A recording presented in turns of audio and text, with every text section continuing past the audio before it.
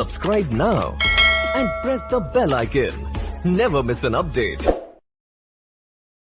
तो स्वागत है आपका अपने चैनल एजुकेशन गुरु में। जैसा कि आप लोगों को पता है कि राजस्थान में टीचर बहाली चल रही है, जिसकी फॉर्म फिलअप करने की लास्ट तिथि 18 फरवरी को दी गई है। तो आप लोगों को पता है कि राजस्थान में इस बार सिलेबस में थोड़ी सी चेंज की गई है, लेवल 1 और लेवल 2 दोनों में ही। लेवल 2 में राजस्थान विशेष तथा सामाजिक विज्ञान में कुछ नए नए चैप्टर्स जोड़े गए हैं, जिसमें से आज हम लोग बौद्ध काल के बारे में पढ़ेंगे। पार्ट 1 में हम लोग बौद्ध के जन्म से लेकर बुद्ध के मृत्यु तक को देखेंगे, तथा पार्ट 2 में हम लोग उनके मृत्यु के पश्चात बौद्ध धर्म में जो भी संशोधन हुए या जो भी उसमें कार्य किए गए उसके बारे में हम लोग जानकारी प्राप्त करेंगे। तो सबसे पहले हम लोग महात्मा बुद्ध के बारे में जानते हैं, और उसके बाद आगे की पढ़ाई हम लोग जारी रखते हैं। तो देखिए यहाँ पे बौद्ध काल, उसका प्रारंभ 563 ईस्वी पूर्व माना जाता है। 563 ईस्वी पूर्व क्यों माना जाता है? क्योंकि उस समय महात्मा बुद्ध का जन्म हुआ था।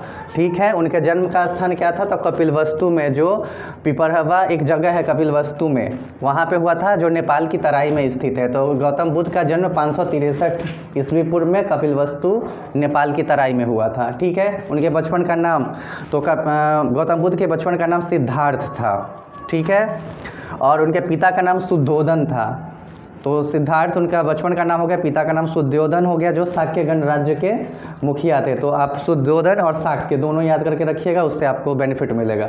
उसके बाद उसके माता का नाम देखते हैं। तो माता का नाम महादेवी था, जो कोलीय राजवंश की थी। तो उनके पिता शाक्य गणराज्य के और माता कोलीय राजवंश की थी। ठीक है, और उनकी माता का नाम महादेवी था।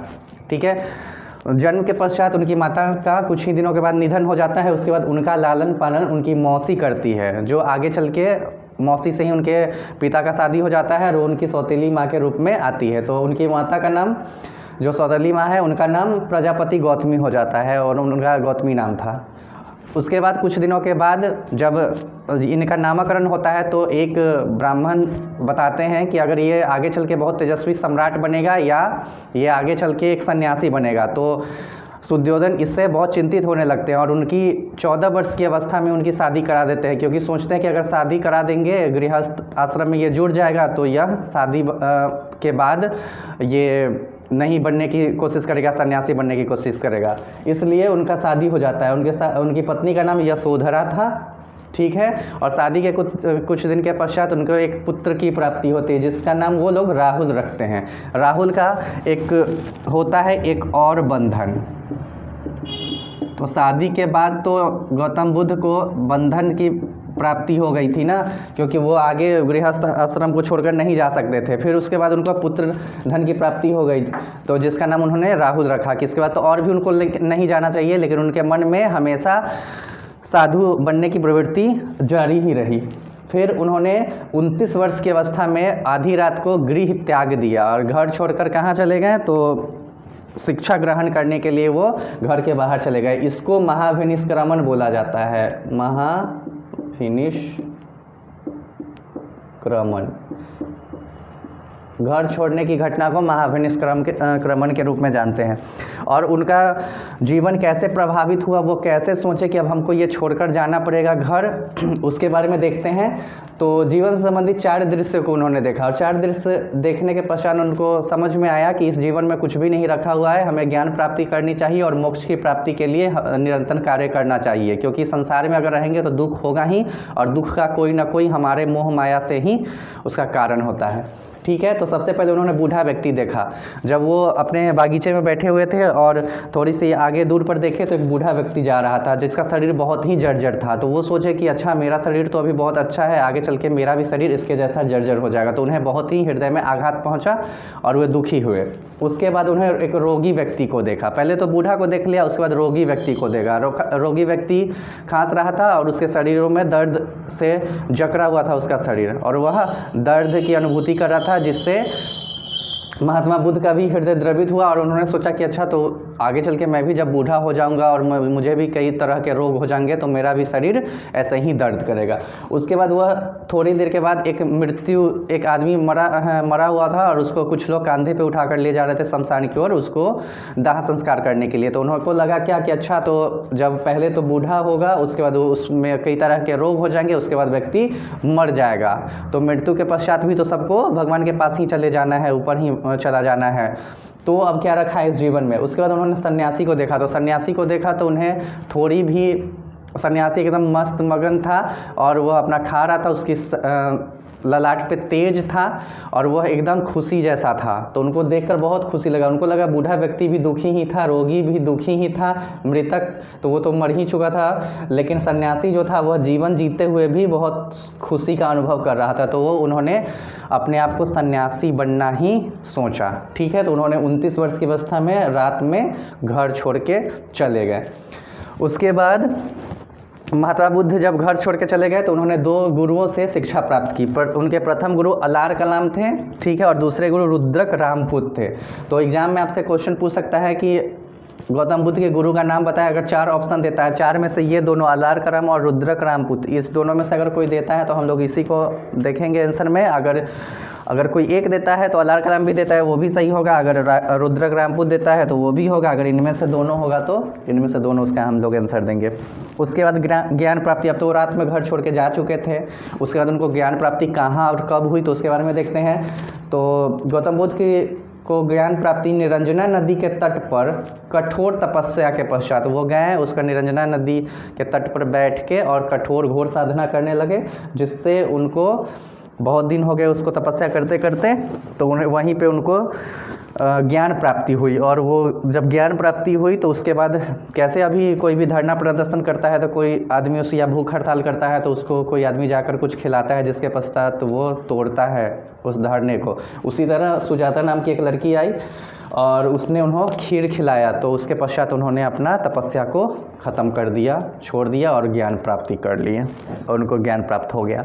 अब बुद्ध के अन्य नाम, तो बुद्ध के 2-3 नाम अलग अलग हम लोग जानते हैं। एग्जाम में आपसे पूछा जा सकता है कि बुद्ध के इनमें से कौन नाम है अलग।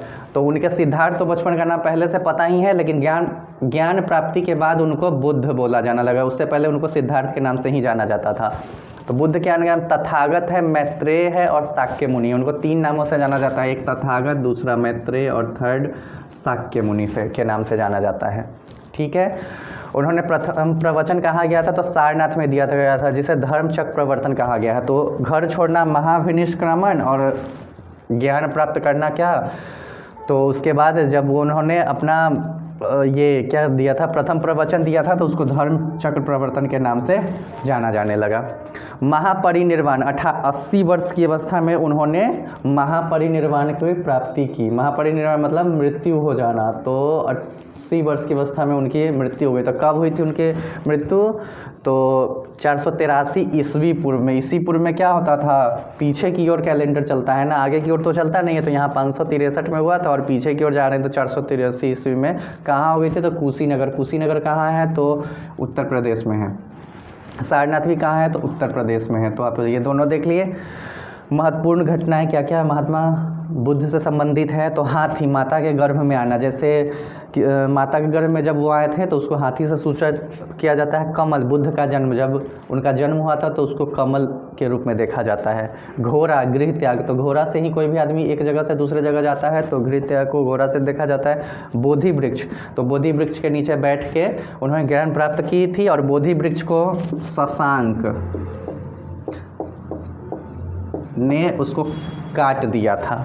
ठीक है, आगे चल के धर्मचक्र, प्रथम उपदेश, जब उन्होंने धर्मचक्र परिवर्तन कहने का मतलब क्या है कि जो पहले से धर्म चला आ रहा है उसके विपरीत में हम लोग जाते हैं और एक नया धर्म लाते हैं, तो परिवर्तन कुछ हुआ तो उसी को धर्मचक्र परिवर्तन होता है। तो जब वो प्रथम उपदेश कहाँ दिए थे, सारनाथ में दिए थे ना, तो इसी को धर्मचक्र परिवर्तन से हम लोग जानते हैं।